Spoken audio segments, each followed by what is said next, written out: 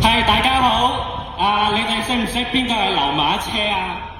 流馬車係香港嘅性罪犯啦，成日非禮人、強姦人，成日性騷擾啲女仔嘅。咁我自己咧就好唔妥佢啦，咁所以就作咗首歌叫做《流馬車擁有卑劣人格》，咁希望大家中意聽啦。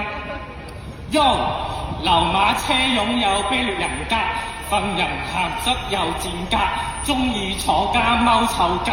2023需強姦，2024多一單非禮女童而被捕，做佢兄弟真係冇前途啊！流馬車係呢個世界上最大嘅恥辱，大家同意嗎？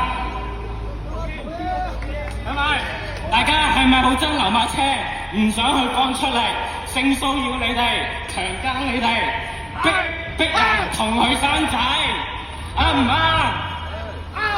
係，所以大家一定要支持佢，唔可以放出嚟害人。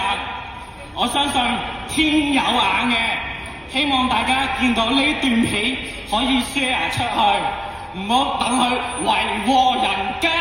我俾翻佢唱，俾翻佢唱。